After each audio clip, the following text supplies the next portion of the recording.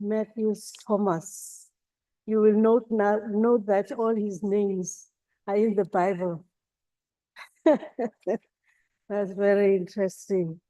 Professor James comes from Cal State University. I'll just read briefly what is in the program, which is why I needed more light. Professor James visited us, when was it the first time? 2022. He came with Fulbright. And they happened to be taking a tour of our campus and got to be invited to see one of our productions that was taking place, preparing for the Grahamstown Arts Festival. And so they got interested in that. They came to watch at our famous theater, the Black Box. You will notice that I'm not reading what is in here because I can't read it, it's dark. And so he got interested and came back. He said he will come back, and indeed he came back this year. And when he came back, he had already made contacts through emails, through written communication, to find out more of what we are doing in terms of the creative arts. And he shared with us that he's working with the Black Lives Matter, organizations in Los Angeles and at Cal State University. So we are talking in terms of how we could work together. And we've already found common ground in terms of the performances and the performance space that is much needed, in their country. And so he saw some of our productions again this year.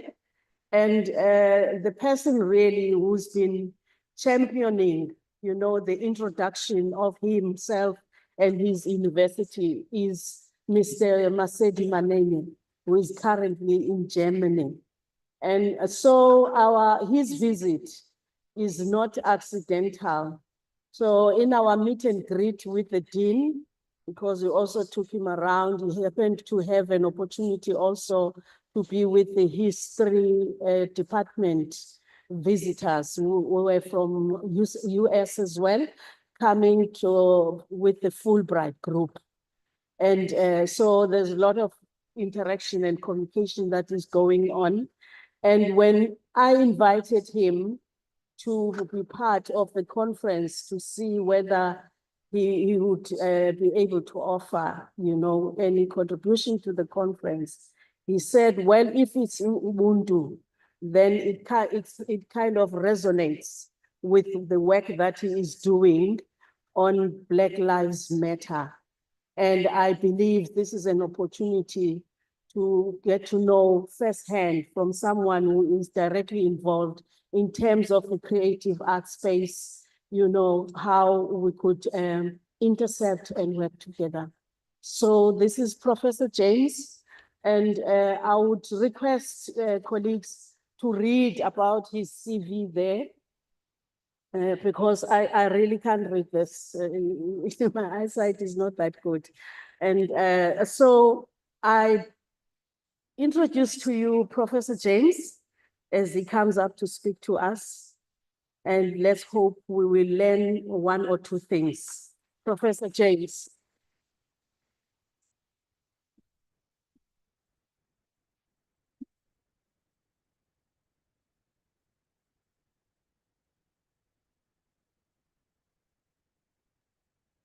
Well, good morning, or good night for me. Good morning to you all. It has been my sincere pleasure to be here with you today and to visit South Africa. This is really my first home, not my second home. This is my first home. And so of all of the universities that I visited, and we visited universities from Johannesburg to Cape Town to Durban. it was this university that resonated with me. And so I am here, and you will see more of me. You may even get tired of me. So again, God bless you. And my wife is calling me in the middle of the presentation. But I want to begin by just talking, if that's okay. And, you know, my talk is centered in, and I'm just going to read my thesis and then I'm going to go from there. The title of the talk is Black Lives Matter and the South African Rainbow Nation, a collective call for justice against white supremacy. A collective call for justice against white supremacy. Using Ubuntu. I'm going to talk about the intersectionness of Ubuntu, Black Lives Matter, the Black Lives Matter movement, and the vision of a South African rainbow nation, emphasizing the urgent need for Americans to confront and dismantle white supremacy both in America and abroad, and also deal with the complicity of Black leaders who sustain white supremacy. Y'all got that? I want to begin by saying, when I look at Ubuntu, when I think about Ubuntu, I am reminded of a passage of scripture found in the book of Acts, the 4th chapter, beginning at the 32nd to the 34th verse. And whatever your religious perspective is, this particular text, in my opinion, embodies Ubuntu. And so the text is about people coming together and praying. And they left that prayer meeting with one mind and one heart. And as a direct action, they brought their land and their property, they sold it, and they placed it at the apostles' feet, and he distributed it to all in the community so that none had a need and none lacked. I say that that is Ubuntu because you cannot expect for anyone to operate in principles of community and not be willing to share the wealth. I don't care how flowery it sounds. You cannot expect for anyone to take seriously reconciliation that does not include economic equity. What I have seen and observed since I have been here is America. I have seen white supremacy in every institution, every political system, and both in America and I believe in South Africa, there is a misunderstanding about what white supremacy is. And because I'm also a preacher, I want to explain to you what it is. White supremacy is not an ideology. White supremacy is a religion. White supremacy is not an ideology. It is a religion, because only in religion are you willing to sacrifice everything you have in order to maintain the agenda of your faith tradition. And so white supremacy takes no prisoners. It takes no prisoners, and it doesn't matter It doesn't matter whether you're black, white, blue, or purple. All of us have been complicit in helping to maintain and sustain white supremacy. Every time someone said, don't say that. Don't say that. Now, I see some of my brothers and sisters in the room who are not black. I see you. However, it is important to understand that white fragility, as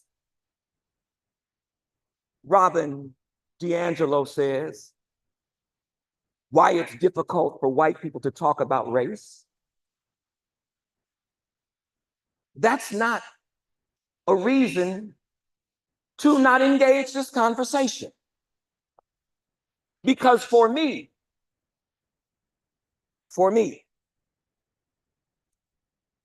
for us to talk about Ubuntu and be unwilling to directly confront the oppression that exists among people, and it doesn't just exist among Black folk who are being marginalized or marginalized people, it also exists among white people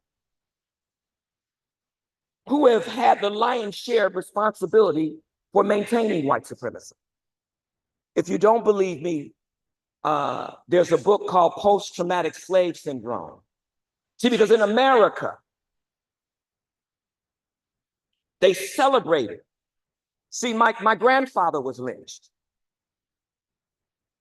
And so when people tell me to get over it, when people tell me not to be mad, it troubles me. It troubles me because my Jewish brothers and sisters will never be told to forget about the Holocaust.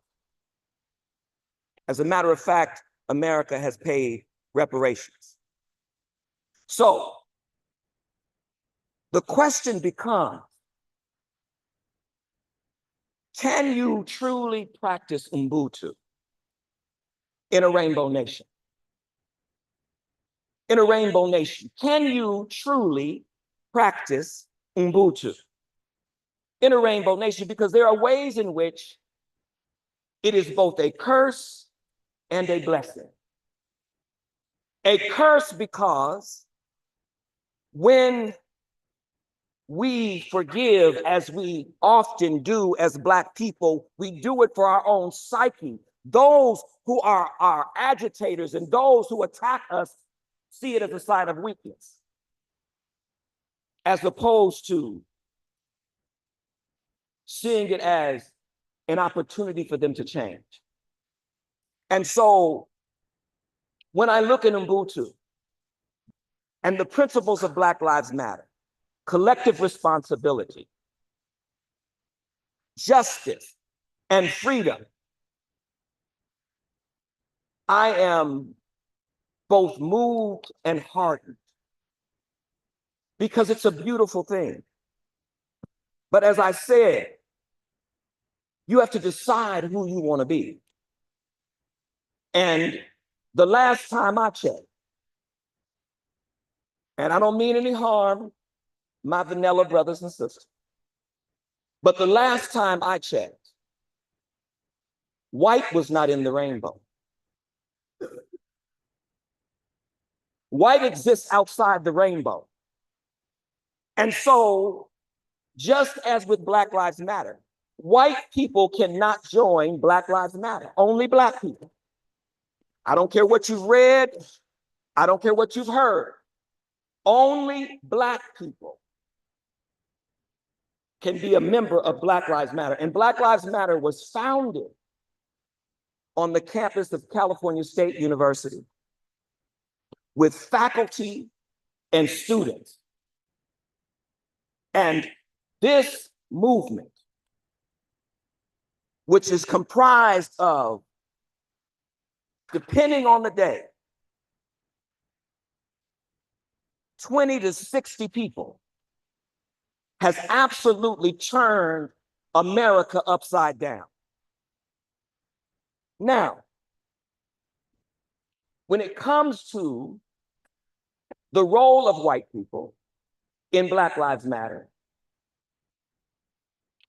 they play a very significant role. Their role is not to make recommendations to us as to how we move and what we do. It's not to give a critique regarding our demands. Their role is to protect us from the police. And so my white brothers and sisters who have organized a group called White People for Black Lives put their lives on the line for us. That's Ubuntu.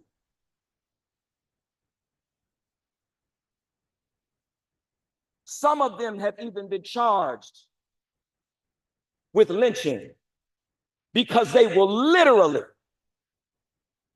take us out of the hands of the police. And so there is a role.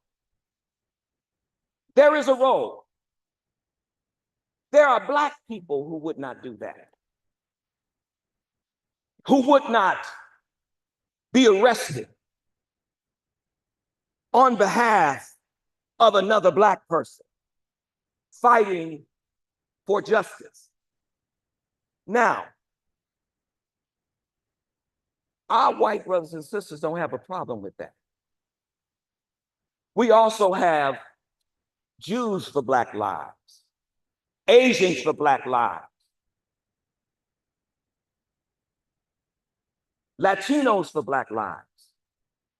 They can't be members, but they can organize themselves and support us, and that is exactly what they do.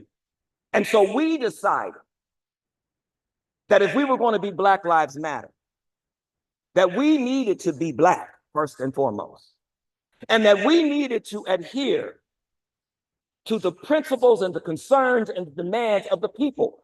What we do and how we advocate on behalf of Black people is dictated to us by the families who have lost their innocent children. Los Angeles, California is the murderous capital of the world regarding police killing. I know that there's corruption here among the police, but if you pay them a little money, they'll let you go your way. In the United States, you may leave dead. And so when we talk about Black Lives Matter, and we talk about the role of what needs to happen in South Africa for educators. I teach in the Department of Pan-African Studies. In short, that means I only see Black. I have a Black analysis, intentionally. But one of the things about Pan-African Studies, it is the only academic discipline that was not top down. Black students and professors died for the right to study themselves and to speak for themselves. And so a part of our curriculum, every Pan-African Studies class that you take at Cal State LA, it includes some kind of social action. One of my classes organized and called for the resignation of our president. And I stood on the steps of his office, of his building, with a press conference demanding his resignation. Guess what? He left. Now our president is a Black woman. She wants to come here and visit as well. When you make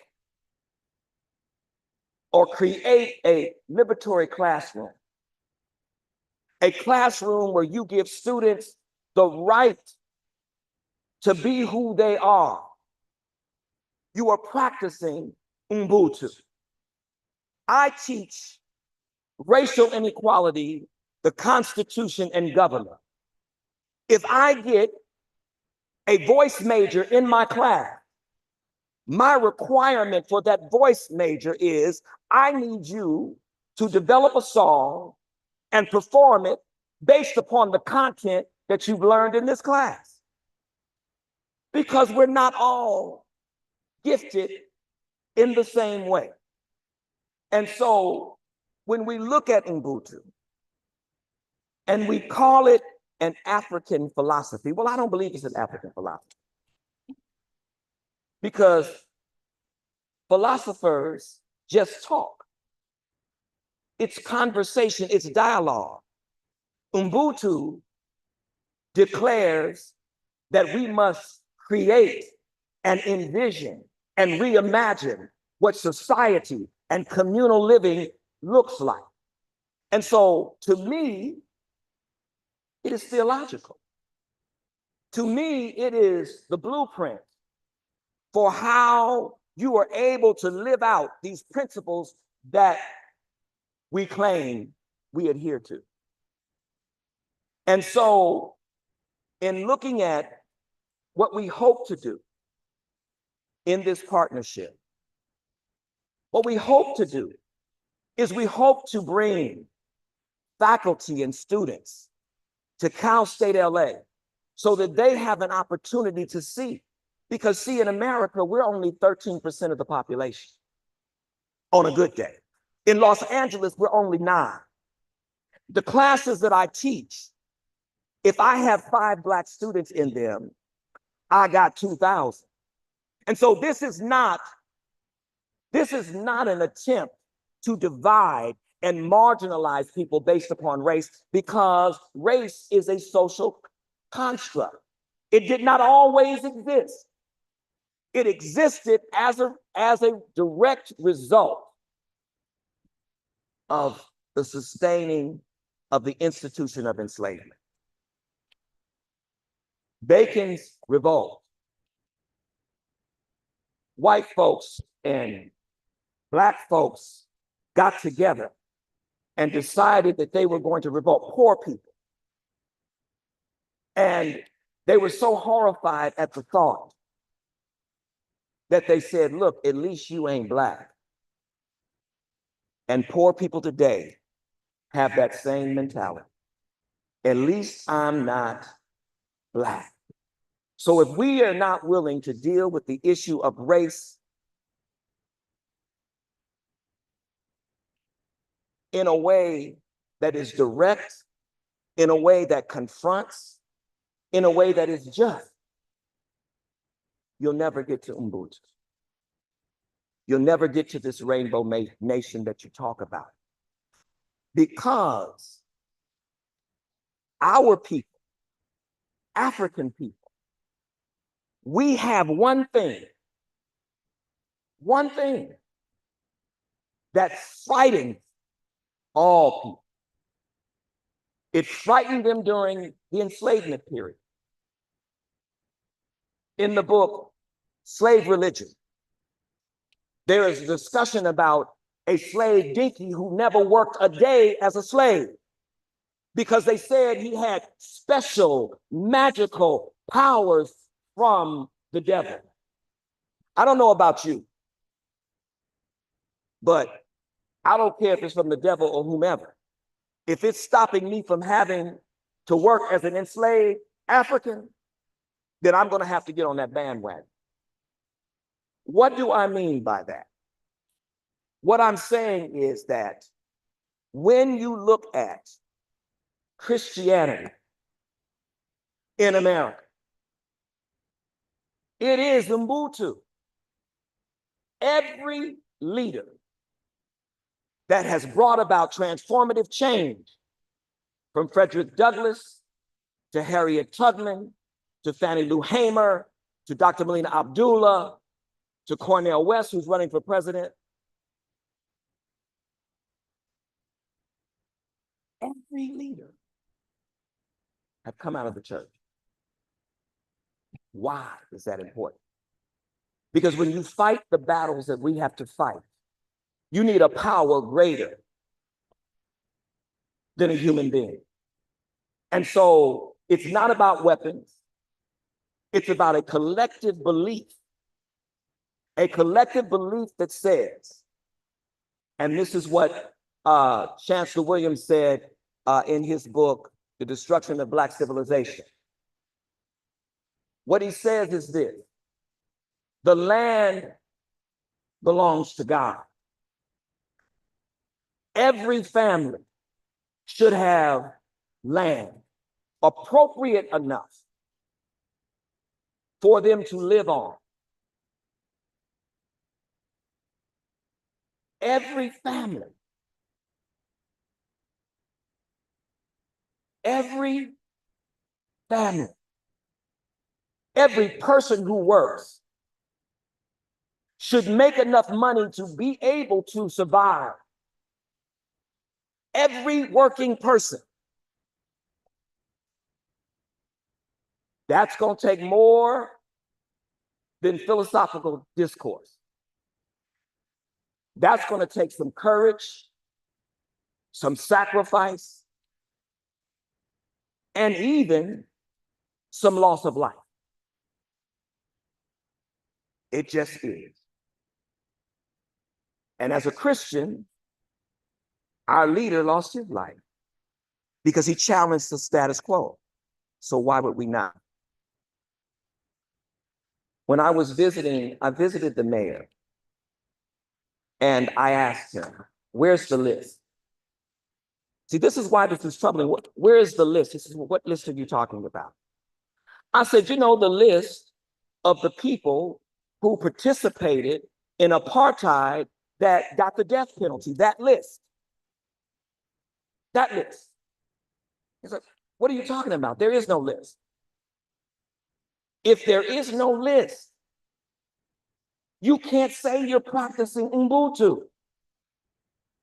If any human being would dare say that the kinds of things that happen to Black people, not just during apartheid, but what is happening to Black people today all over the world, wherever we exist, if someone would ever say that that's okay, that you can be absolved, you can just seek forgiveness, I don't think so. It's like the enslaved Africans used to say about the institution of enslavement. When asked, they would say, when asked, will slave masters go to heaven? They would say, and I quote, this is from the slave religion, if I get to heaven and there's some white people there, then I know it ain't heaven. However, there may be a remote possibility of white people being there. This is slaves talk. If we pray for them, and then they will be there as our servant. What I propose to you today,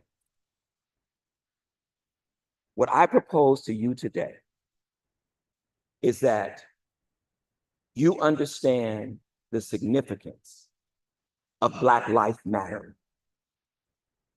That you understand that just like with the folks who enslaved us and who lynched us and who took pictures and used our body parts as trophies to sit on a mantle, that doesn't go away. You got to pay for that. And so one of the things that Black Lives Matter has done, and I'm about to close, you can ask me questions. We've done several things. We've been able to remove police from our schools. $32 million was obtained, and it went to the Black Student Achievement Program. It's the first time that Black students in the Los Angeles Unified School District, the second largest school district in the country, had funding to focus on Black students. The other thing that we did is that we have pushed for reparations bills, 3 of them. We had the votes to pass them. And the Black elected official, the state caucus, would not put the bill on the floor for a vote. And what was quite embarrassing was it was the white legislator that stood up and was outraged about what the Black folks wouldn't do. I call that the mirror ceiling. You've heard of the glass ceiling. I call that the mirror ceiling, where the person that is oppressing you, we are living in a generation where Black people are being promoted and put in positions of power to treat us worse than any white person would ever think about doing. And we have to have a strategy to deal with them. So in Black Lives Matter, we call them white supremacists and blackface. And it's important that you name it. That you name it. Because you want to be clear. Now the question is, does this mean that I don't love my white brothers and sisters? I got a niece. I got 2 nieces that are white. 2 nieces that are white. Both of my nephews have married white women.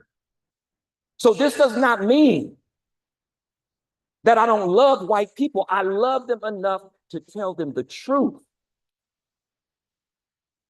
Because one day, we're going to have to face God. All of us. And I think sooner than we think. And I do not believe that God is going to forever allow the kind of pain and suffering that white people visit upon Black people all over the world. I don't believe he's going to do that, especially since if you're a Christian, he's African. There's a book called The Color of Christ, The Saga of Race in America.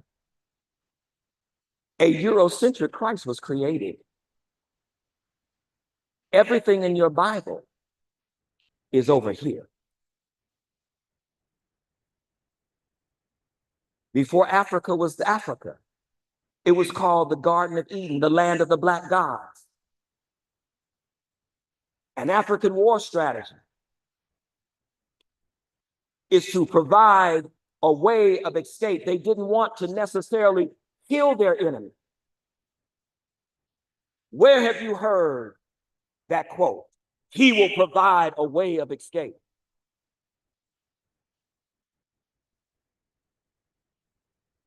I propose you do the hard work. And I propose it be led by your students. Because this will probably be the first generation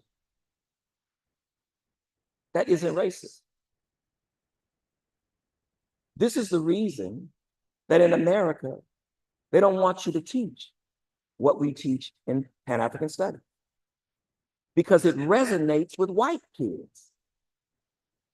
It resonates with people of all races. They begin to understand. Now we get it. We couldn't understand why Black people suffer the way that they do and why it seems as if the world is set against them. But when you tell them that everything that ever is, that ever was, and ever will be, originated in Africa, they start to understand. My final point. Ubuntu is only possible if people are willing to put the work in. if they're willing to act righteously and courageously, if they're willing to speak truth to power with the understanding that the ultimate power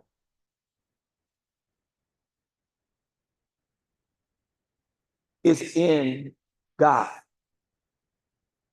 God is on the side of the marginalized and the oppressed. And so there is no need to fear, but the students have to be front and center because they always have. So God bless you all. And whatever questions you have, I'll take them.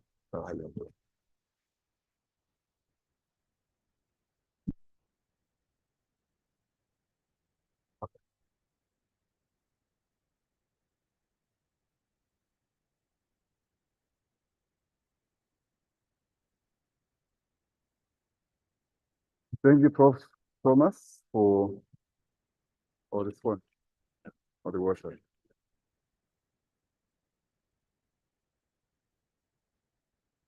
Yeah, it's a thought-provoking talk. Before we deal with the questions that will be filtered from the floor, I have an announcement to make. Please, those who are presenting, ensure that you email your presentations to Ms. Ngiti. Those who are presenting and have got PowerPoint presentations still with them, email them to Ms. Ngiti. Okay, coming back to the business of the day, thank you so much for that awe-inspiring presentation. I do not know, please, if we have questions, just give me a signal. I think there should be a roving mic somewhere so that it gets to you and you're able to ask your questions. But there are four critical things that I pick from your presentation as the questions are coming. The first one is on the complicity of Black leaders in maintaining white supremacy. And I think this is historical because even in the history classes, we learned that it wasn't white slave traders who went into the African hinterland to look for slaves. It was Black chiefs, Black leaders who did that and headed Africans to the coast to be sold as slaves in return for seats and whatever they got. So it's like history is repeating itself.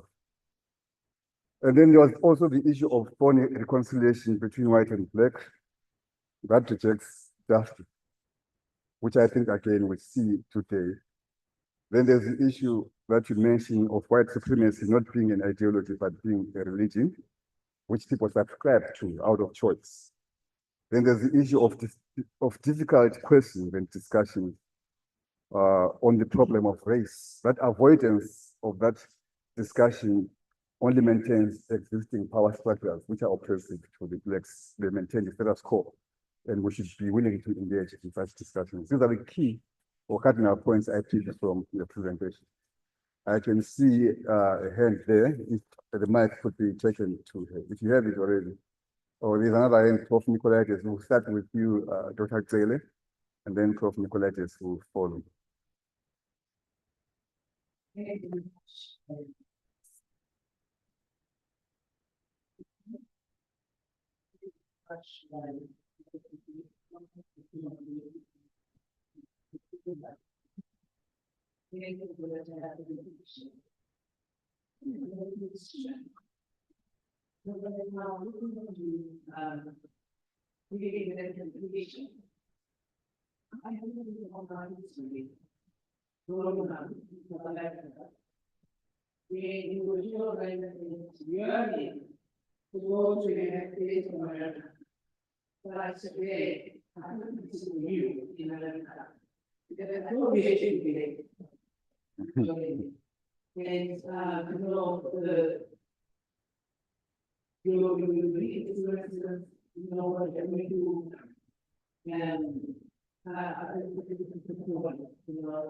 So for me, in the past,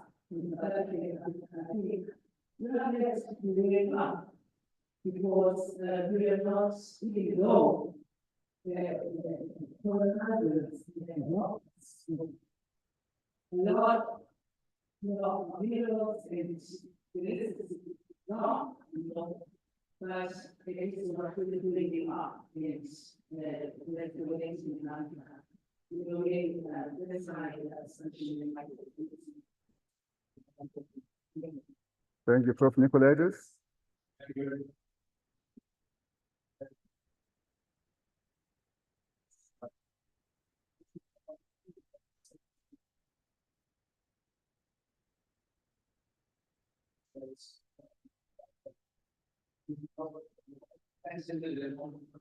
Prof. Nicolaides, if you could start again, if you did not pick the first three sentences, I suppose, just start.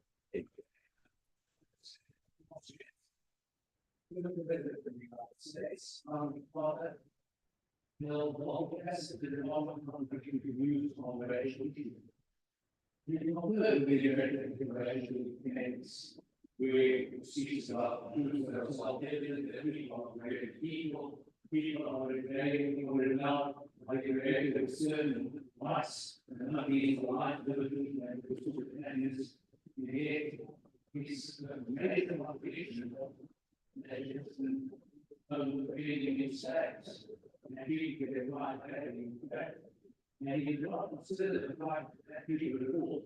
So we do not heard the notion that the American Constitution is in fact my before, because it's not before that, not before this one need to human basis. Thank you very much. Thank you. I see another hand this side. I'm blinded by the light, but yeah, you can shoot there. Wait for the mic, please. Hold, if you could hold the question. You want your pen?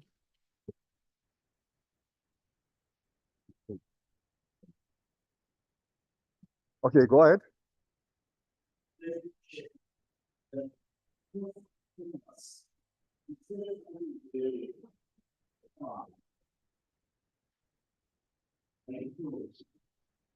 Including.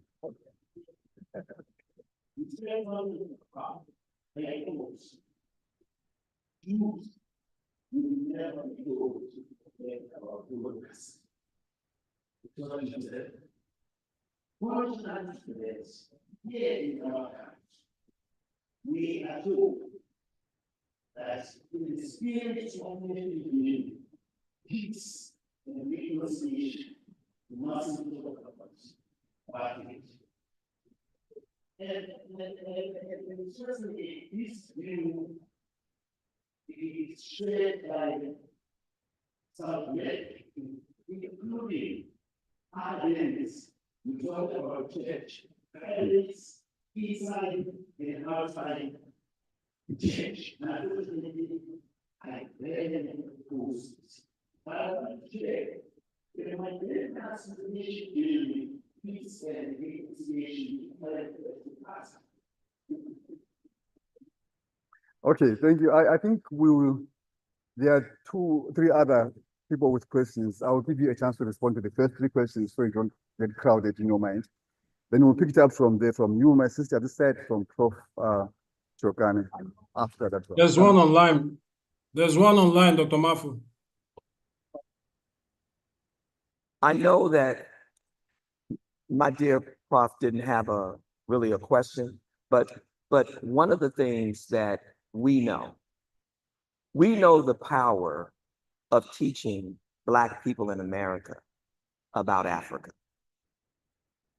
We know what that does to them and how they're able to perform, outpace, when they understand who they are and where they come from. There's a Harvard study that was done some time ago that said that. I mean, a lot of folks like Harvard. That's not my favorite place, but you know, they bought that university with used slaves as collateral. So any of the Ivy League schools can miss me. I like Black colleges.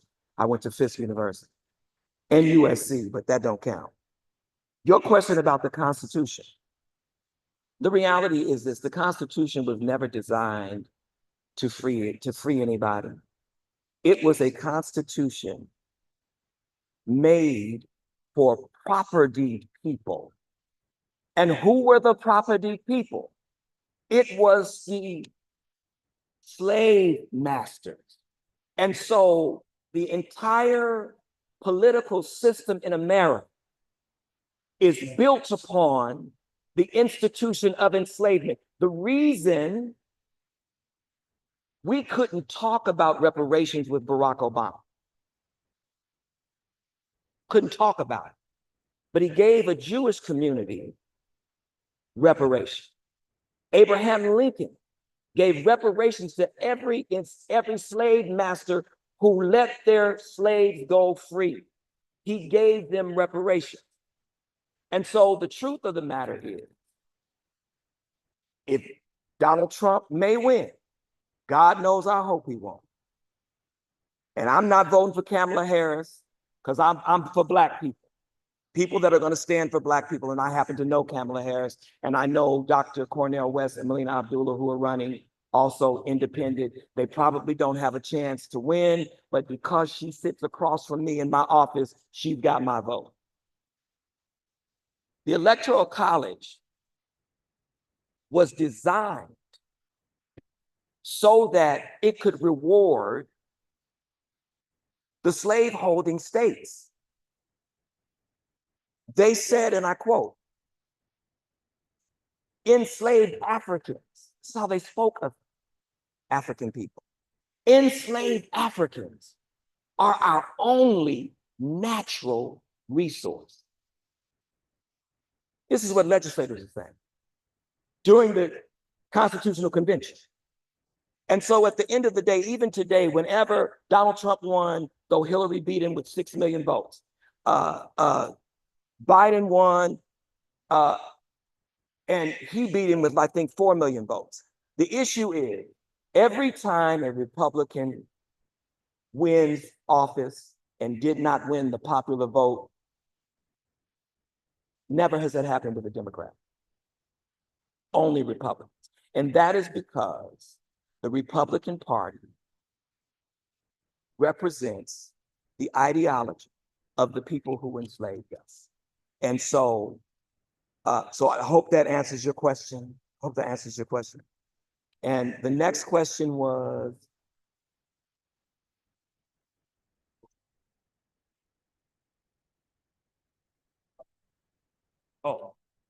not teaching African history. Okay.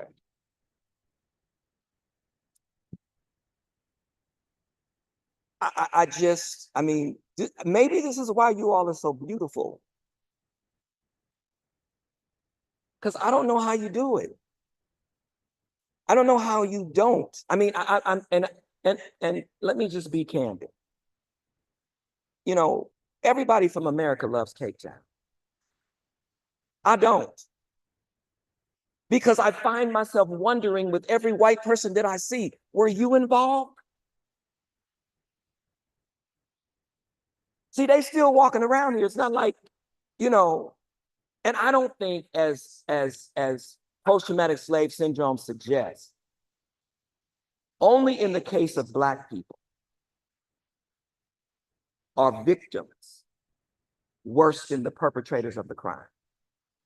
Only in the case of Black people are victims worse than the perpetrator of the crime. And so I think, you know, you could tell me all day not to talk about apartheid, not to teach about apartheid. I'm gonna do it because I can't teach history without talking about it. Imagine what the children think. Because I know in America, they feel like we let them down. We got ours and we let them down. Imagine what the children think when they go off to college in the United States and they're talking about apartheid. And you have withheld this from them.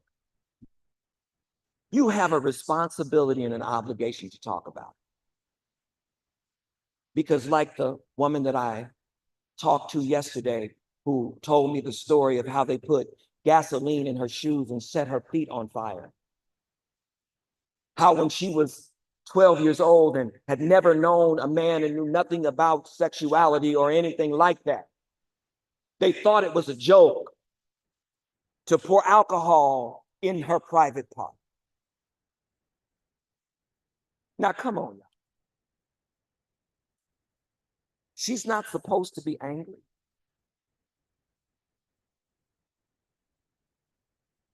She's not supposed to be angry. They don't want you to talk about apartheid because they don't want you to begin to think, wait a minute. It's like a bully. The bully doesn't stop until he gets beat up or there's a fight. You don't even have to win with the bully. You don't even have to win with the bully. You just have to let him know that you'll fight. So I would suggest that if teaching about apartheid is not in your agenda, it needs to be. And I would suggest that the teaching of apartheid begins with our white brothers and sisters. Begins with them. Next question.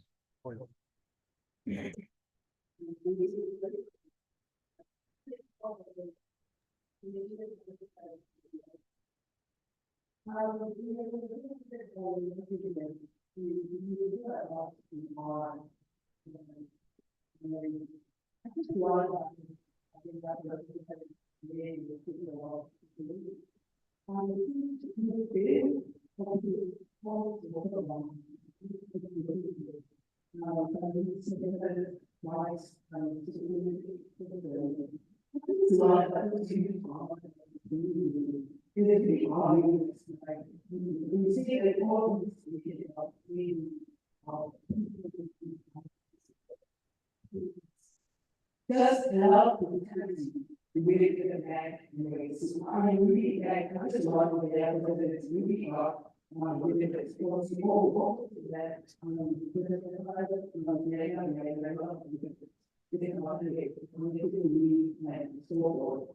I just want that.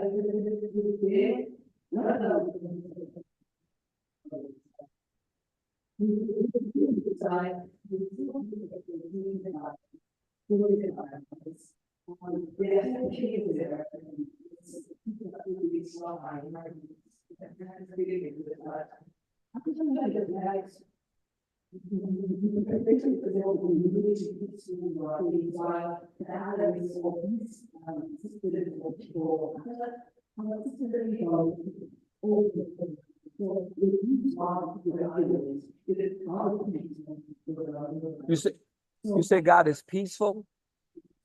I don't know what God you're talking about, but the God of the Bible was not peaceful.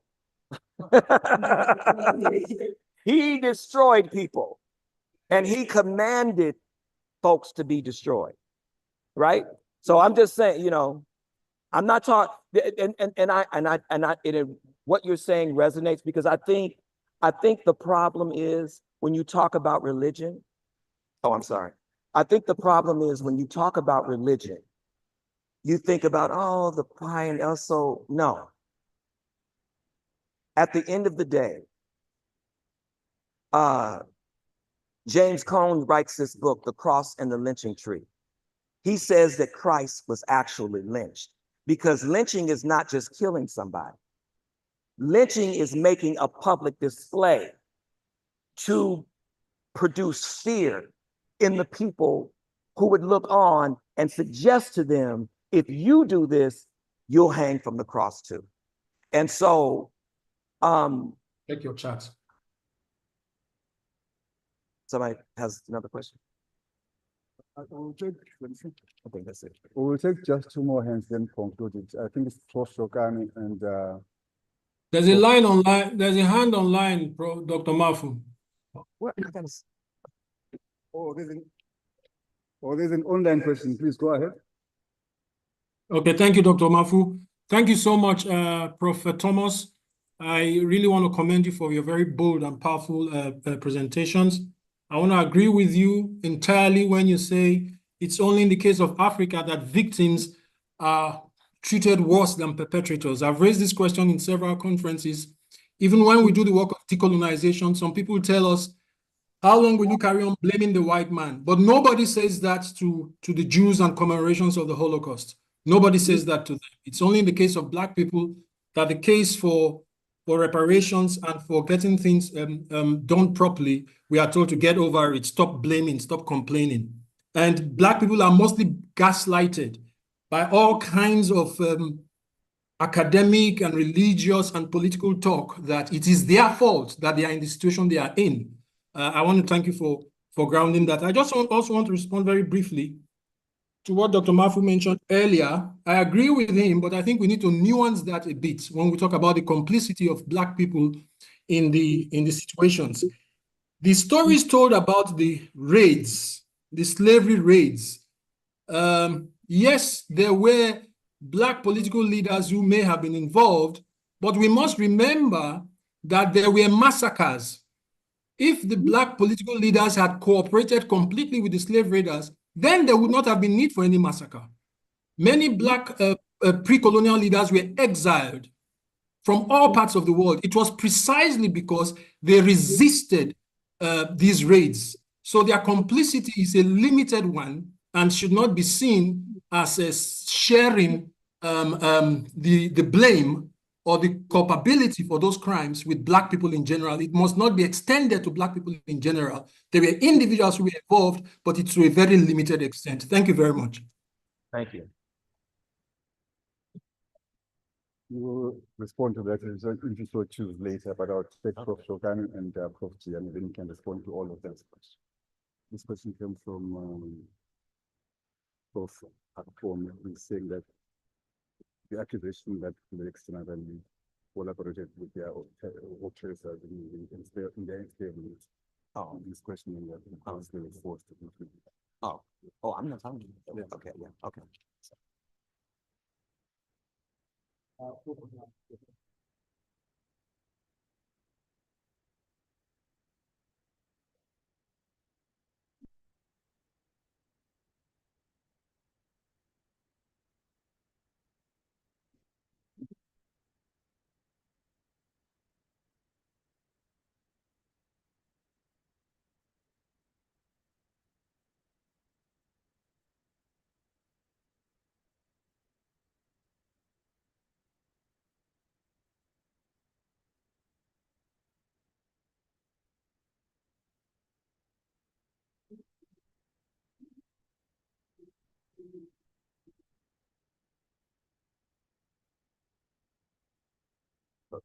Okay. Yeah.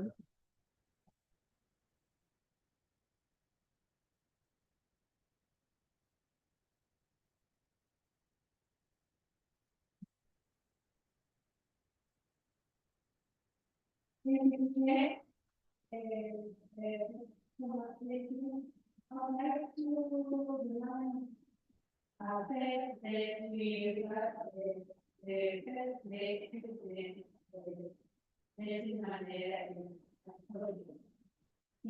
was really just but there was a time where we others and some of us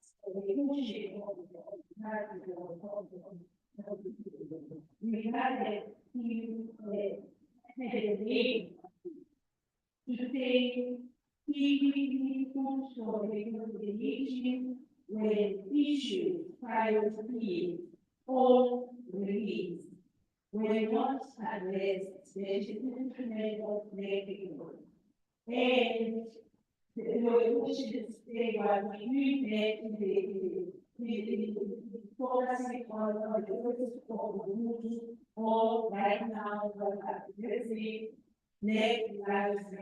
What was pushing the or we want to be recognized internationally and the way of team and his generation.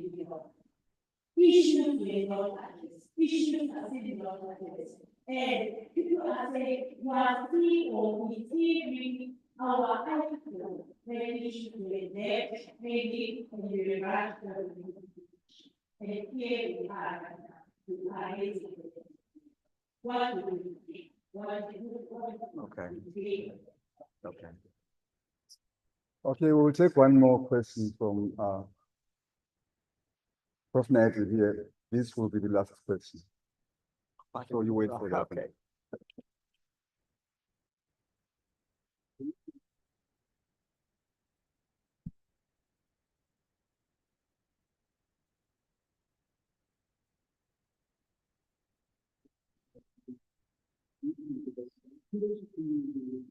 How can the group of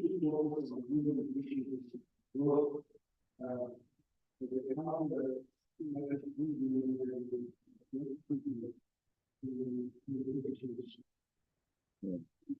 I think, and I think your two questions are kind of, yeah, kind of combined. So who do I do first? Who? Yeah. And yes, well, one of the things that I didn't say is I also founded Clergy for Black Lives. It's the spiritual arm of Black Lives Matter. And we have, we have white clergy for Black lives. We have Jewish clergy, rabbis for Black lives. We have imams for Black lives. We have Hare Krishnas for Black lives. We have every kind of configuration of faith tradition supporting and advocating for freedom and justice and equity for Black people. And so I hope that I hope I answered your question, but I think this notion, there's a very famous quote of a president, I think it was, can't think of the name of the president now, but his quote was, "I shudder to think when I understand that God is just." God is just. He's not going to let it continue to go on. He's not going to. And I wouldn't want to be the one pushing back against him. So that's my view. The next question was, now the one that was online, I wasn't referring to Black people who were enslaved. I'm referring to 2024 Black people who are willing to carry the water and do the bidding of white supremacy. So I'm not speaking of what happened when people were enslaved. And I would just add, William Julius Wilson writes a book called When Work Disappears. He argues that Black people or people without work or sufficient work become pathological. And so a lot of our issues and problems that we have, especially as it relates to crime, has more to do with poverty than it does anything else. Mandela compromise for the sake of Oh, yes. reputation. I would not say that Mandela compromised. I would say that Mandela saved a whole lot of innocent Black people from being slaughtered, like what is happening in Gaza. That's what I think he did. And so whatever he had to do in order, because if you could do the kinds of things, children were killed, gunned down. If you could read the kind of violence on innocent children and innocent people, I see them slaughtering millions of Black people as a result, had he done that. And so I'm not in a position to say, but I do think that he was a good man, though flawed, we all are. But I think he did what he thought was best. I do. Now, young people have a different perspective. This is why I think they need to be involved and at the forefront. They have a different perspective. Their perspective, as they told me, is he sold out. That's what they say. He sold out. And he may have, I don't know. But we know that the same thing happened in the United States. We went for integration and not equity. Martin Luther King's speech was not about having a dream and sitting by little girl, black boys and little white girls and holding hands. That was not his speech. His speech was about reparations. He opened his speech with, "This country has given me a check stamped insufficient funds." It was about jobs. It was a march on Washington for jobs. And they sanitized it and made it seem like it was like, can we just all get along? We can, but not before we tell the truth. And then the next question, it was about the curriculum. You know, one of the things that we do is we can do what we want in our classrooms. We really can. However, your education exists outside of the classroom. You're going to be a student for maybe 4 years, maybe 5. You're going to be a citizen for the rest of your life. And so we see our responsibility, the motto of our department is the intellectual arm of the revolution. And so our expectation is that we are training the next generation of revolutionaries, that we are training people who are willing to put forth what is right. And so what I would say in your paradigm, where it's limited in terms of what you can teach, you can always do things outside. You can assign them to go to rallies. You know, we assign our students to attend Black Lives Matter protests, Black Lives Matter rallies, you know, for extra credit. That's one of the things that we do. And we make them write a paper on it. You know, so there are different ways that I think you can include it, but the most important thing is let students be free. We can all do that. Let them be free. Let them be free thinkers. Let's not put them in a box.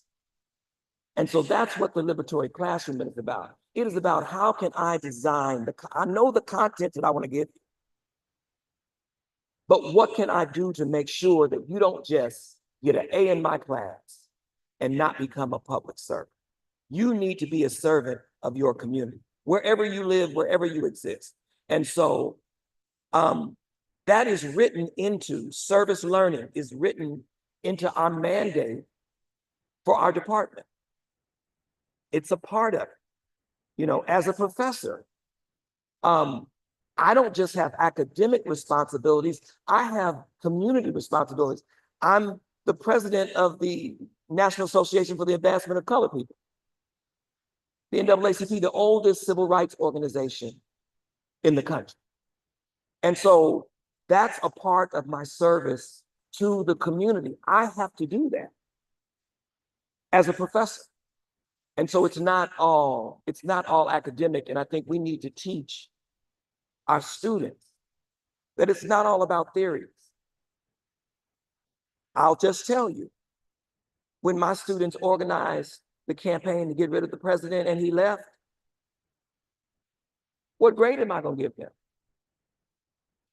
on that project? What grade do I give them? I got to give you an A because you're winning. And so we need to set up scenarios where our students can win and provide cover for them. Because the other thing too, there's one more question? Yeah, it was a question on Ubuntu, Black Lives Matter in the curriculum. Yes. So Ubuntu and Black Lives Matter. Black Lives Matter has a curriculum that's already in all of the schools. Black Lives Matter has pushed for a university mandate in the state that you must take an ethnic studies course. Every student, Every university student that goes to one of the 15, 25 schools, Cal States, and all of the community colleges must take a class in ethnic studies. So it is a requirement, and it's a state mandated requirement. And so that's one way. The other way is like project-based assignments. You know, I tell my students, you know, you all go to this university. What are some of the problems? One of the projects was the students could not afford to pay for housing, for intercession, like during the Christmas break, the new policy that the university came up with. And students would have had to sleep in their cars. There's 56,000 unhoused students in the state of California. So how do you have no place to stay, but you pay $80,000 a year for tuition? And so those students organized, and the university waived the tuition for all students during intercession. And so these are the kinds of things. There was an issue with academic advising. The students demanded more academic advisors. They got it. The students demanded more counselors. They got it. The students demanded a new president. They got it. The students demanded a Pan-African Resource Center. We got it. The students have to be taught to make demands. If you don't have an activism course, every university needs to have courses in activism. Every university. And when our students protest, LA has terrible traffic, some of the worst traffic ever. So they decided that they wanted to block the freeway, brought Los Angeles to a screeching halt. The professors canceled their classes and joined them on the freeway to make sure that they were okay. Those are the kinds of things that are important. And for that, our students respect us. They respond to us. We call them our children. We call them our children. And so those are ways that I think you can, as it were, sneak these things in, you know, because if it's extracurricular, then you know, you can start a group that reads about apartheid and say, you know, we're gonna read everything that is available about apartheid. It's a student group. It'll have a faculty person as an advisor, and they can exchange these ideas, and that doesn't conflict with the mandated curriculum. So I hope that answered the question. Thank you, Prof. I think it's done this upload. It's 5 to 10 and it saved sufficient time for us to breathe and prepare for our next speaker, who will be introduced shortly. Yes, and there's also some gifting I'm seeing here, Prof, if you could come to the front. Prof. Nicolaitis, remember that Thomas Jefferson was not only a slaveholder, he also slept with his Negro slaves and had babies from them. He was an avowed racist. And many others like him. Thank you very much. Oh, you are still here.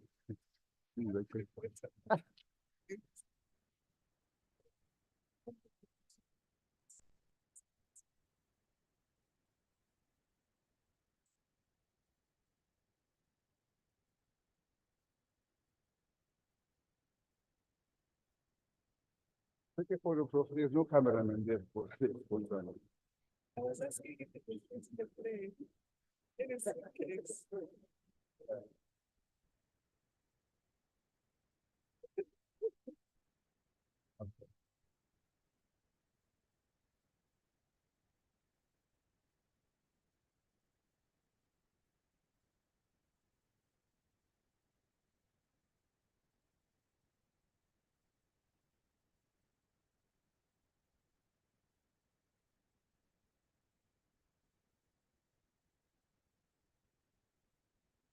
everything.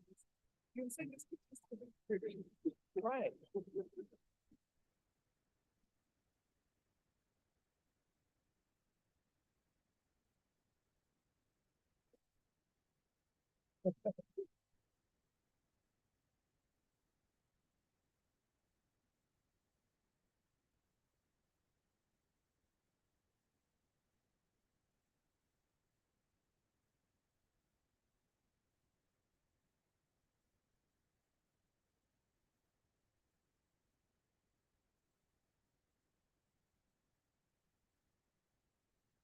Okay, I will call upon Prof. Reggie Buthelezi to come to the front here and introduce our next speaker.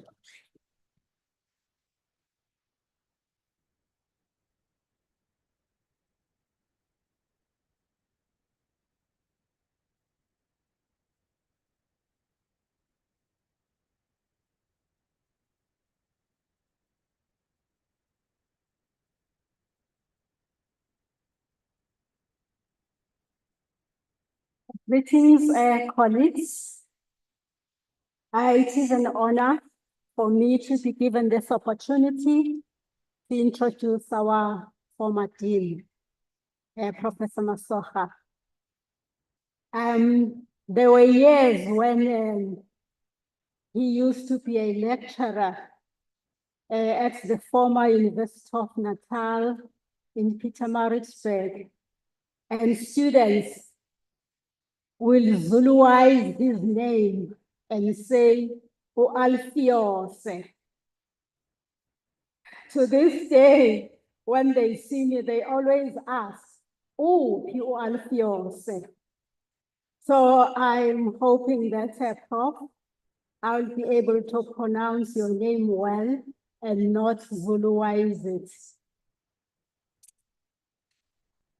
Professor Mohamed Alfios Masoha is a distinguished scholar and current dean of the Humanities Faculty at the University of Free State.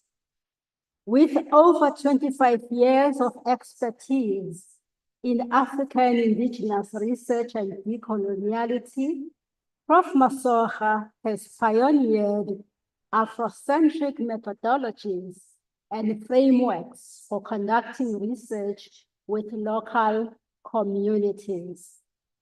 His work advocates for the central role of these communities in the research process and challenges academics to negotiate space within their work. Prof. Masoha brings extensive management experience to his academic roles, having served as manager of research at the National Research Foundation, where he focused on indigenous knowledge and education. He was also the founding director of research for the Commission for the Promotion of Protection of the Rights of Cultural, Religious, and Linguistic communities. Later, a social and institutional specialist at the Development Bank of Southern Africa. He currently chairs the steering committee of the South African Center for Digital Language Resources and serves as vice president of the Southern African Humanities Deans Association. Additionally, he co-edits the Journal for African Thought and serves on the editorial board of the Southern African Journal for Folklore Studies. Prof. Masoha has supervised numerous master's and doctoral students in areas such as decoloniality, indigenous knowledge systems, folklore studies, and African musicology. His involvement in international collaborations has not only enhanced his scholarly work, but also supported the development of colleagues and early career scholars. Recognized as an NRFC1 rated researcher, Prof. Masocha has maintained a steady research trajectory in indigenous knowledge systems and decolonial studies. His publication record spans across oral history, Africanism, and indigenous knowledge systems. He has independently and collaboratively established research projects, producing numerous single and co-authored publications. Professor Masocha also serves as the editor of the book series Knowledge Pathing, Multi, Inter, and Transdisciplining in Social Sciences, published by OASIS. His recent works include Studies on Indigenous Knowledge, 2020, and Narrative of Culture, Identity, and Community, From Mother to Son, 2021. Professor Masocha, the podium is yours. Thank you.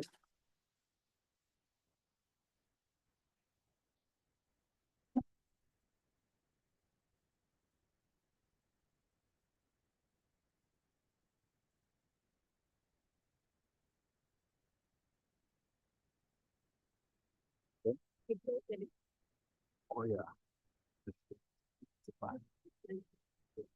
Thank you very much, the program director, for this opportunity to present some thoughts on Ubuntu and problematizing this within the humanities and social sciences. I must admit that it is very difficult to speak after Professor Ramos, who is a luminary and a well-respected scholar. And I want to acknowledge you, Professor Ramos, that actually after your presentation, there should not have been any other keynote address. And I think mine is definitely not a keynote address if I compare it with the presentation you made yesterday. In a way, a response. I'm not even sure that I'm worthy to respond to your wonderful paper. When I was given this invitation, I thought very hard. Let me also acknowledge Professor, that's Professor, yes, Thomas, with your presentation this morning. Thank you very much for that. So my presentation is titled Reimagining Humanity in the Context of Ubuntu. And I'm deliberately using Ubuntu and humanity, I think you'll see in my presentation. And I start by saying the whole notion of Ubuntu is overemphasized, but underutilized.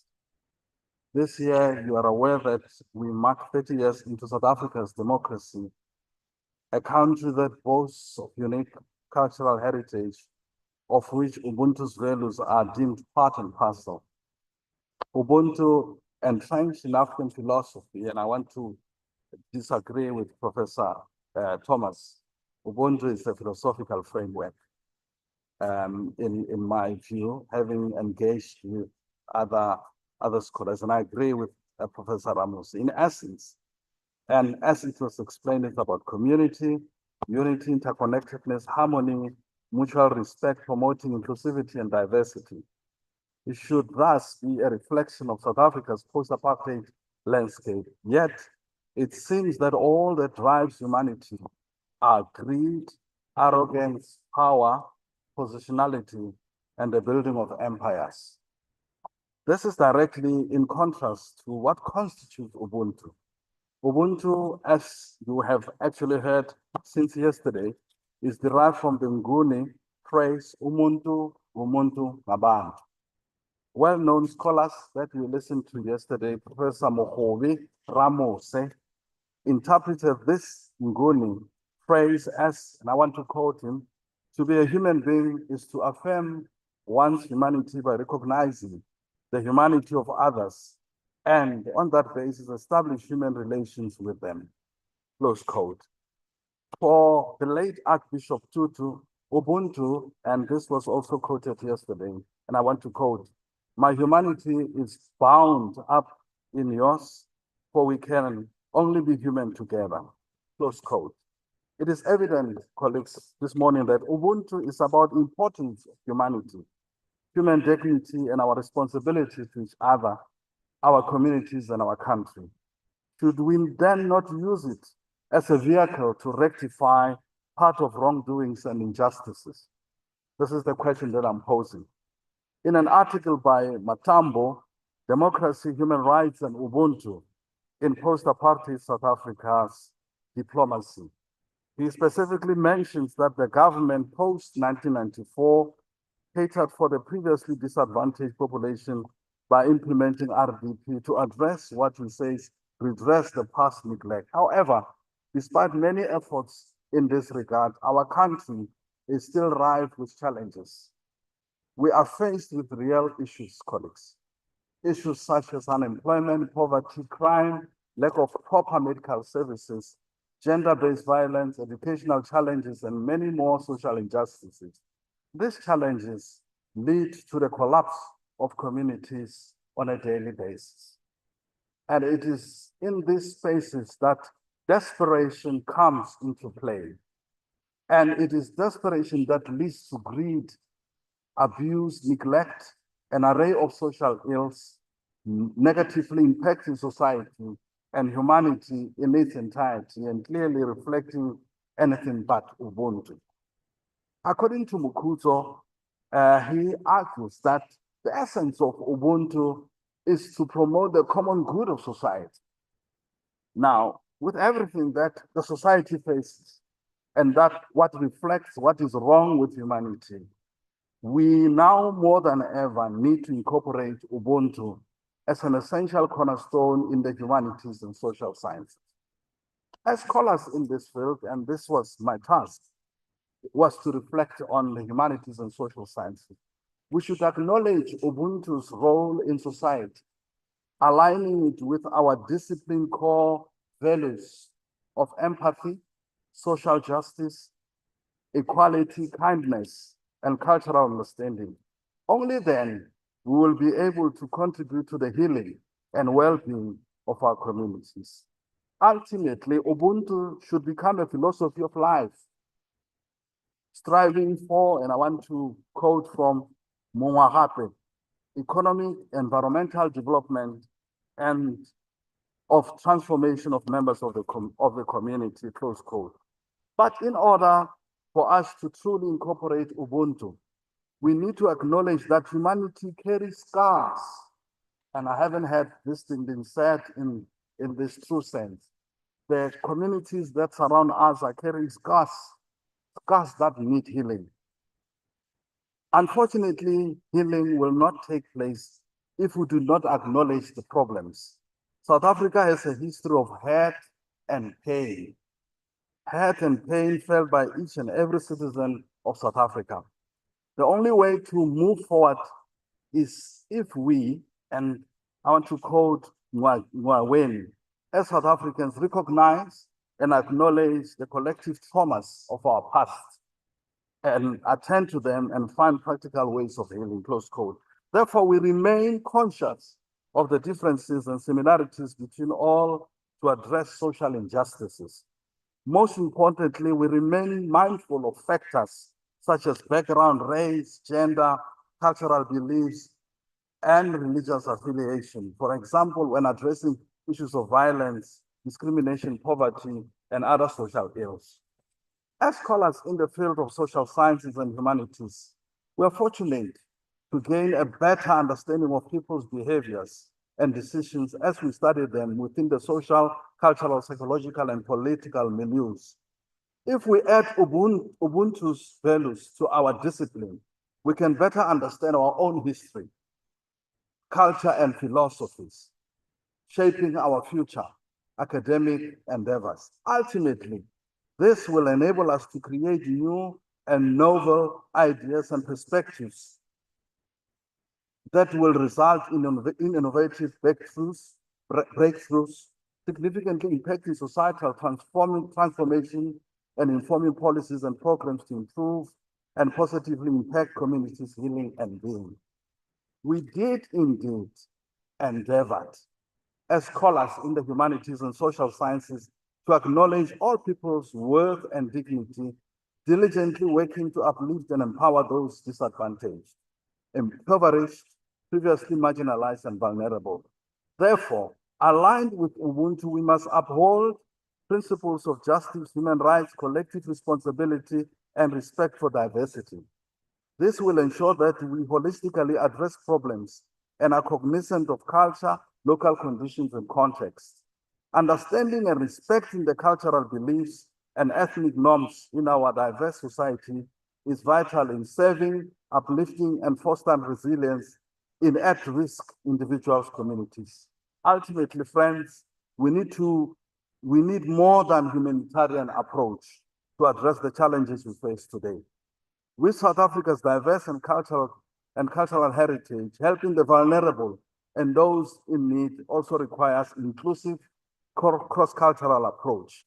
The National Institute for Humanities and Social Sciences introduced the Charter for the Humanities and Social Sciences to address the needs of society, build ethical, responsible citizens, and develop strategy that will bring about positive change. As academics in this field, we need to embrace the Charter's goal and objectives to include Ubuntu values, therein to provide our students with a strong sense of belonging and inclusivity, inspiring them to work together to uplift society, seek transformation and change, create knowledge, and subsequently challenges humankind faces. Payne suggested exploring what he calls connections between humans, ecology, and Ubuntu's philosophy. Therefore, universities, in my view, must teach students to pursue harmonious relationships between societies and nature. As humanities and social sciences scholars, we must ensure that our teaching and learning practices incorporate the maintenance and enhancement of ecological integrity, social equity, economic and prosperity for present and future generations. In this regard, Naranjo explained that one of the UN Agenda 2030 Sustainable Development Goals is founded on, and I quote, a strong commitment to people-centered development, human rights, and environmental sustainability. The aim should be, my friends, to comprehensively address human needs, the planet, prosperity, peace, and partnership. Humanity's future, including our planet, is threatened by unsustainable economic and social development. The solution lies in the education and continuous efforts to ensure that development and support systems are environmentally sustainable and socially just. Unfortunately, friends, we live in a world that is fast moving, a world where we tend to ignore humanity, negating the existence of people. Consider, for example, how 4IR transformed the world in unknown ways.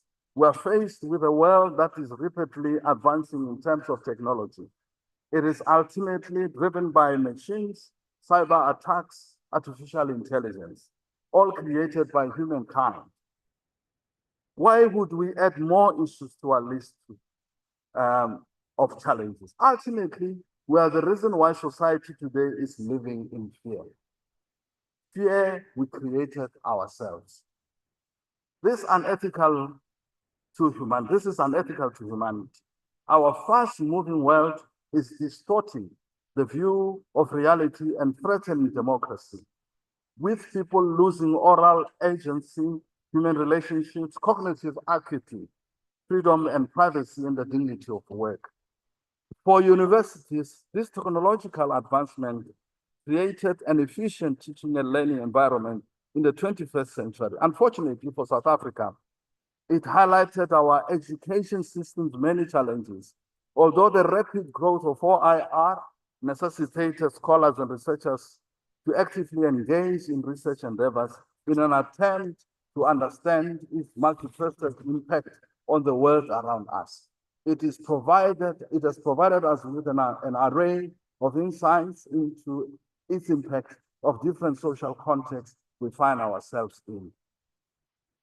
Other scholars have argued that using technology for academic purposes has harmful effects on students. These harmful effects lead to detrimental behavior. Added overexposure, overuse of technology can cause major mental health issues such as anxiety, depression, suicide, and behavioral issues. Therefore, if we want to heal our communities and positively impact their well-being, it starts with acknowledging our hurt and pain. Irrespective of whether we created some challenges ourselves, finding a balance between technological advancements and Ubuntu significance in order to ensure we move forward in healing, forward in our mental well-being, forward in our academic practices, forward in rectifying past wrongdoing and injustice. Ultimately, moving forward, equipped with mutual respect, human dignity, shared responsibility, and social cohesiveness. Yes, 4IR has negatively impacted our education system and even transformed the world in ways unknown to the society. But we can't use it as an excuse to ignore humanity. We are scholars in the humanities and social sciences. Ignoring humanity would be an intellectual fallacy. We need to start acknowledging that we need each other. As scholars, researchers, universities, communities, and a nation. This will require that we critically and actively explore how we engage, because it is evident that something is wrong with how we do it. It is time we focus on methods of care and consideration, emphasizing solidarity, listening to, speaking for, advocacy, transformation, social justice, redress, reparation, restoration, social empathy, political empathy, intellectual empathy, epistemic justice, linguistic justice, theoretical justice, and conceptual justice. Under the umbrella of Ubuntu, friends, these methods of care and consideration should translate into actionable academic and humanitarian endeavors, with none having preference over the other, but rather positively influencing the outcomes within and among these Ubuntu shared methods. I have a figure which I thought I was going to show you here, which shows how this thing works, that I'm actually developing for the paper that I want to publish using this, the method of care and consideration. The simplicity of Ubuntu-centered methods, which I can share the paper later in this paper, it allows for the inclusion and expansion of many subcategories within justice, communication, change, solidarity, and support. Justice-related aspects of Ubuntu within the higher education environment should, for an example, include social, epistemic, linguistic, theoretical, and conceptual justices, with each unique contributing to what Ubuntu stands for. Justice-related aspects within academic pedagogy, including within society, must reflect equality, equal opportunities, linguistic freedom, moral values, and diverse perspectives. This will ensure that our academic discourse and research undertakings include the voices of our people, creating and fostering a sense of belonging, creating an inclusive learning environment, friends, that highlights and welcomes diverse voices, perspectives, and experiences. That remains imperative. This should be an ongoing endeavor, especially since social and economic insecurities and inequality on university campuses have resulted in universities being seen as spaces of student protest, activism, and agents. Not that I have a problem with it, but it's how it's done. However, these views of universities can be overturned through effective communication and change, in my view. It's actively listening to our students and the greater society's needs and being the voice of the oppressed and previously marginalized, as well as displaying empathy on social, political, and intellectual levels. We have the power, friends, to create mutual respect and high regard for human dignity. So many injustices and wrongdoings can be rectified in this way.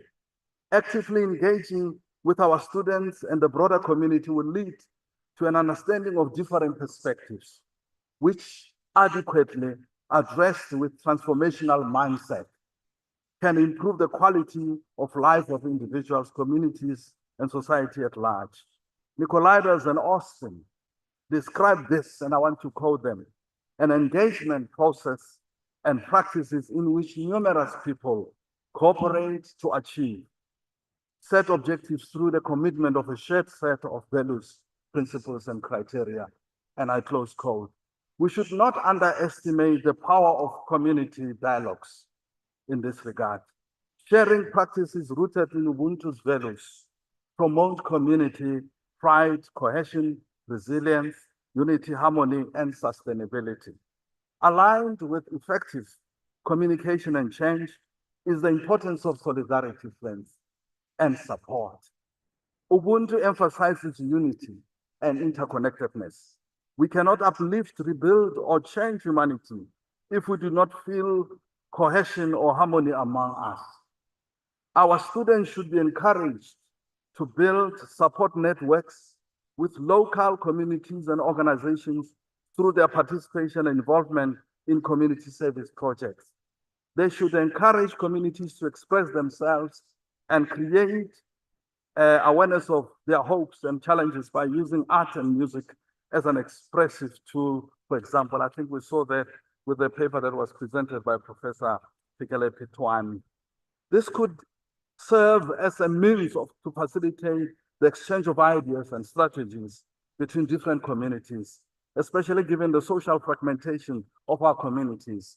We need to use our knowledge in the humanities and social sciences, skills and expertise to collaborate with different stakeholders to showcase that we value innovation, creativity, unity, harmony, compassion in our endeavors to find holistic solutions that surpass traditional boundaries and drive societal change and transformation. From an academic perspective, our efforts, friends, to contribute to the healing and well-being of community should include endeavors to equip our students with the necessary skills and provide them with the knowledge to identify any social injustices occurring within the community, enabling them to respond and actively engage in protecting the vulnerable. In this regard, humanities should be a critical part of knowledge transformation and the knowledge economy to inspire and shape future ways of thinking, creating a liberating, empowering, inclusive educational system. I thought I should repeat this.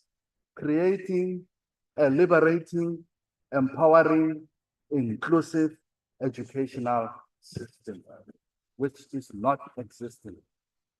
With our knowledge of complexities of the world and the changing thoughts among societies regarding global challenges, we can use education to connect people in the world. Through education, even more so with Ubuntu, we can think and do differently, foster and support networks, communal resilience to ensure sustainable future for all. For society to thrive and excel in 4IR marked by rapid technological growth, artificial intelligence, and other machine-like developments, human skills such as communication, collaboration, creativity, critical thinking are needed in that space. Also, it is essential that we engage with whole phenomenon of humanity embracing Ubuntu's values as we seek to find a model to move forward, a model of inclusivity and diversification, one that will encourage societal cohesion, collective well-being, shared responsibility, compassion, and mutual respect. How else do we expect to eradicate greed, abuse, and neglect? Systematic change is clearly needed if we want to address the root causes of social problems. Also, if we work with communities, we're in a better position to deal with social issues and even engage in broader social justice activism to address oppression and injustices. More importantly, friends, through Ubuntu, we can encourage and recognize the importance of helping each other, using empathy, and creating strong culture and kindness and understanding. Universities, in my view, play a significant role in this regard. They are the hubs that should drive such endeavors. Yet they work with those traumatized societal ills and challenges, but they do not have to be incubators fostering destruction, hopelessness, and lack of vision. Universities are knowledge centers with ethical responsibility to acknowledge past injustices, creating and cultivating environments that still hope in those they serve and support. It is imperative that they equip their students with skills such as critical thinking, creativity, and empathy to enable them to actively participate in confronting societal ills. Our students should not be passive observers of the chaos of humanity. I want to repeat it. Our students should not be passive observers of our chaos of humanity. They should be change agents, and our modules should be steered towards that. They should find new conceptual insights on how to catalyze social change in resource-poor local settings through strategically selecting mechanisms and models of engagement that align with locally embedded institutions, practices, and needs. And as I conclude, colleagues, we need them, the students and universities, to lead as examples of what Ubuntu truly can achieve. If it forms part of our academic armor, must form part of our academic armor. In essence, they should become Ubuntu-minded. I haven't come across that term in any of the articles I've read, Ubuntu-minded. In that way, they will be able to build a better nation, put others first, be compassionate, and collaborate with the greater good. As the Scottish philosopher David Hume rightly stated, and I want to quote him, it's when we start working together that the real healing takes place. I thank you.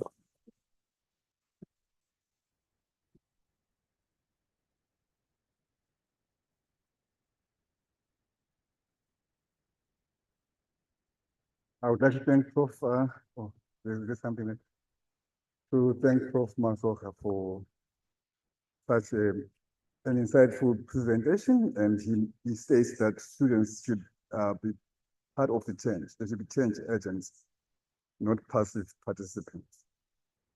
Perhaps consumers, they should be involved at all levels of our interactions in the university space. So now I think it's time for us to ask questions. Please raise your hand if you have a question to ask or a comment to make. He will respond to those.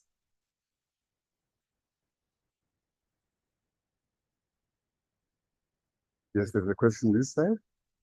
Another one from Mr. Lenny there. We'll start from your side. Oh, Prof. One. So in that order, you, my brother there, Ms. Lenny there, Prof. Twani third. Can you have the mic moving around, please, so that there is ease of communication? I do not know where it is now. The roving mic.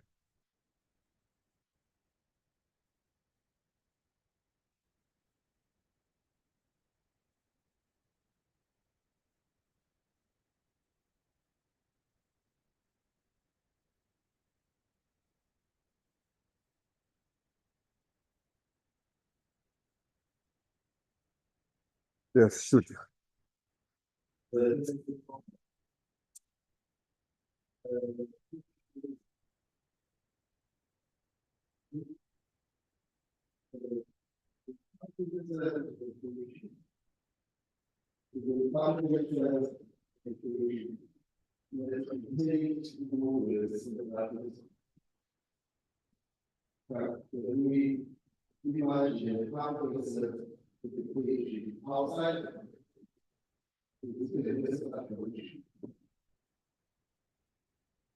Repeat the question. I think you have to repeat the question. It wasn't very clear. Please. Repeat the question, my brother. Yes.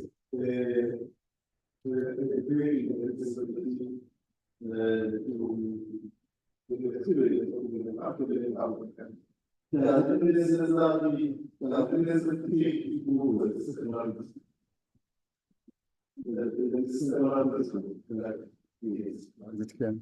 Okay. Next question was from Dr. Mzileni, please.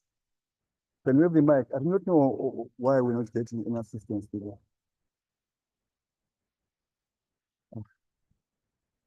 You have got a question. No, first give it to Mzileni, then thereafter, I think there was somebody else before your turn. Yeah.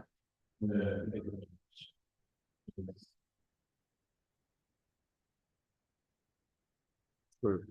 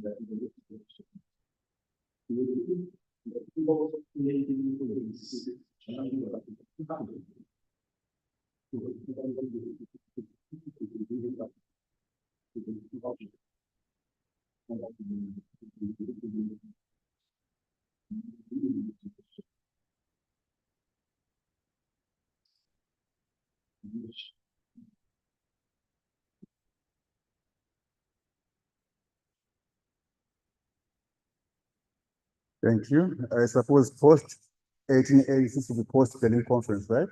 Yes. Thank you. Right, there is another hand. Prof. Twani or is it Prof. Thomas? The mic is not moving.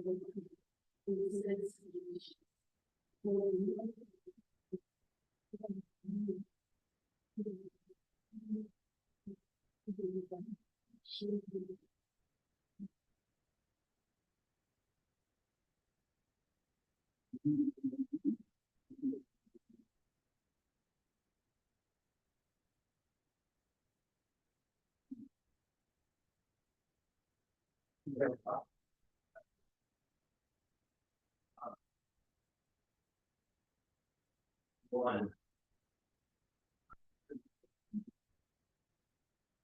It is what it is. Because I don't know if Black people or people in general who were not academics understand laws. And so what they do understand is the principle that we have. So that's really what I was saying. I wasn't saying the number of now, there can be some reforms to the religion that they do, because I think there's space for new to the religion. Because that's one of the things I can talk about that. Well, another question is, and it is, and one of them are from the petition. But because of the work that I do on the ground, we can organize the work. You just not know. You don't have to know even if it's in. We get it in on the bottom. We get it in and have to create be right. So that we can have really happens. And so my question is, how do we see? I think everything that you have said is spot on. But I think it's spot on for us as well. When you say this is the street, how do you communicate to the people who are restless, who are tired, who are already processing? And I think it's very important to also mention that one of the things that I come back to the accused by these traditional civil rights organizations is their cause is just, but the way they do it is wrong. But then the question is the way they do it, which is wrong, is producing the right results, then why is there criticism? And so, I think, this understanding of how we take this history and how we present this to students in a way that they don't see it as if my heart is there. When they tell you the way to be that.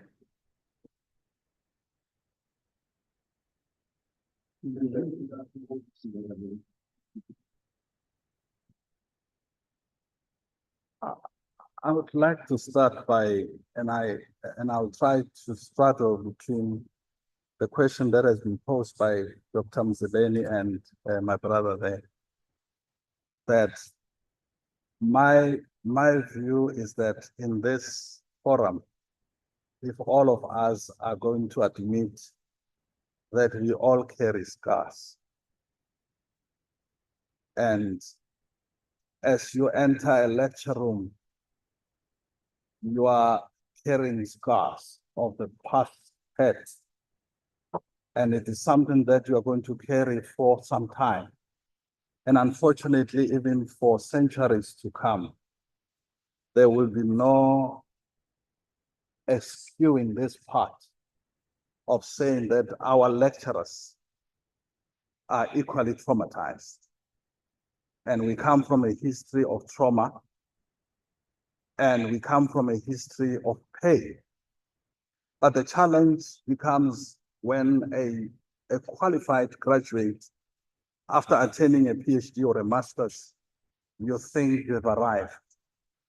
and you cannot actually be at the level of those that you are teaching. Then I'm coming to the question that you posed. So my problem is that, and I say, even at the University of the Free State, that all lecturers are traumatized. And I'm looking at this trauma, Dr. Mzileni, from both sides, black and white. And I think until black and white, even whites also accept the fact that they also have scars. But the problem will be if now others are actually, and when you look at those who are victimized and perpetrators at the same time, perpetrators feeling that no, they have the liberty, they have the privilege, they can actually, this is their space. That is going to create a very serious problem going forward. That's where I am. And in answering that, and you talk about 18 something, and my position is that we have not done much really to change this narrative in terms of education. I think we have to go back to the drawing board and actually now start thinking about this African education. And a lot has been actually published in terms of what actually constitutes African education, but I don't think we know what it is. And it comes to Professor Thomas, sorry that I'm struggling in between, because the question that you're posing is about what happens in communities, because that is where the knowledge is residing.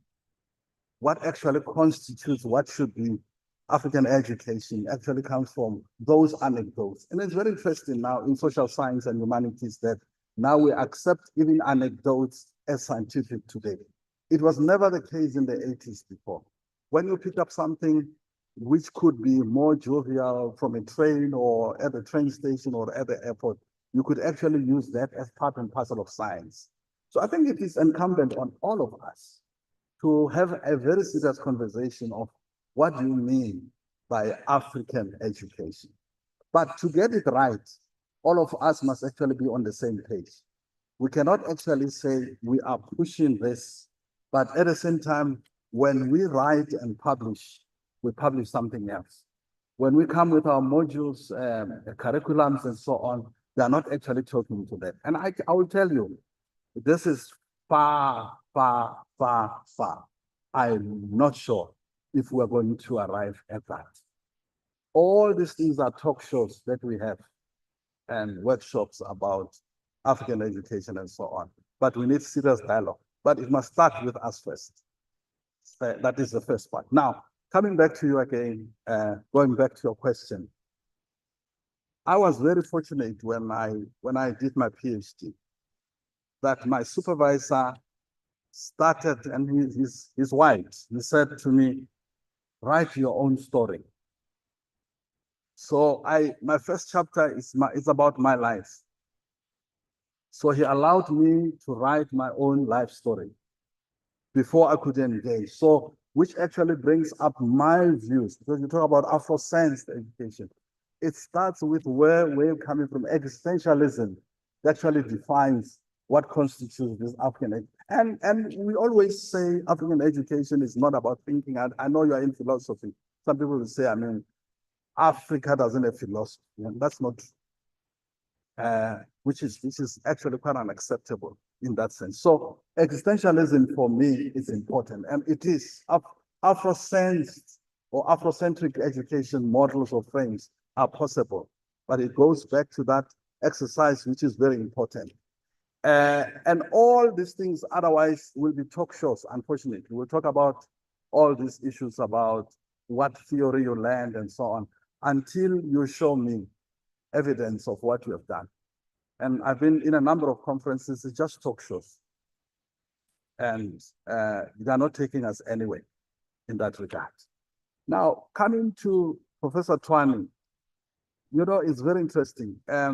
There's a chapter, and I'm not trying to blow a horn, that we did, it was co-published, how research harms our communities. It's a chapter that we published with Professor Shogana and the other colleague who unfortunately passed on. But we were looking at ethics. What do we call? Because the very interesting thing is, in these ethical committees, we don't even have any community member. sitting in those in our ethical community meetings. And then we as academics decide what is harmful and not harmful. We don't bring any member of the community who sits in our ethics. The starting point, bring our community members into your community, into your ethical clearance communities, so that they'll be able to clarify these ethical issues that we're talking about. That is the starting point. So, and this comes to the issue about screening, Professor Twani. It's about screening, which is important. You will be surprised. When I was doing my master's, I went with a consent letter and I was told in that community, it doesn't matter because they couldn't read it. It never mattered. They had to clear me in their own way. They started looking at where I was coming from. And out of that, then there was trust. But unfortunately, all what we write, we don't even verify back whether the communities agree with us. And what we do is that in April, May, that's the time for graduations, we clap hands in our halls and say, well done, PhD masters. But do the communities agree with what you've written? How many of you take back that work to the communities to go and verify? How many of you take that work to be dialogued in communities? None.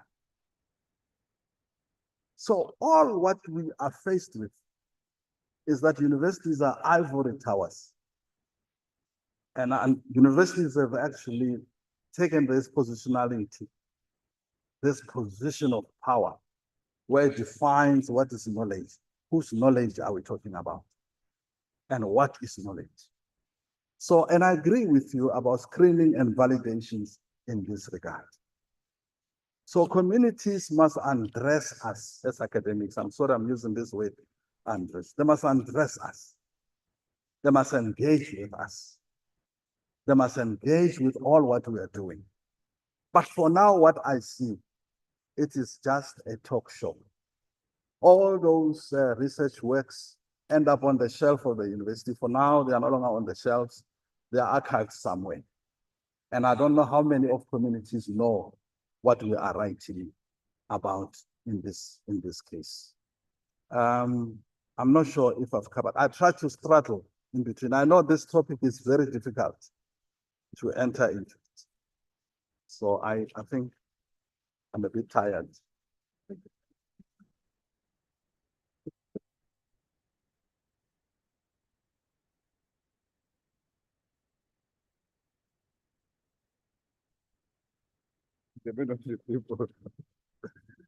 Thank you, Prof.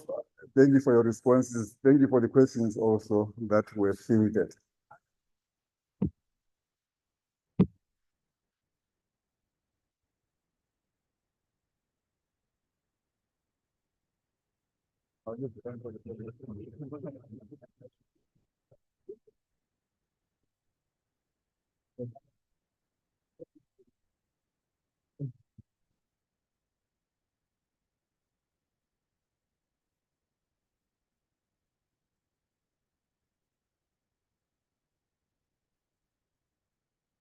You see how Prof likes Unizulu, even having the Unizulu colors.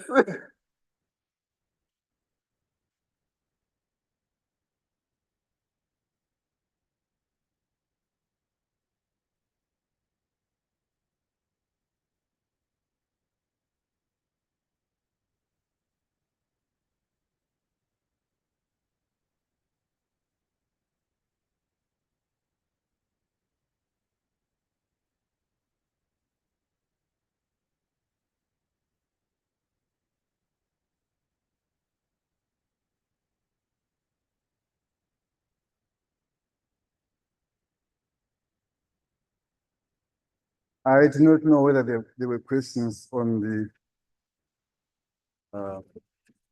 but anyways, we're done with the questions. So I think at this point, we should be making our way to tea, where tea is being served. Thereafter, we will go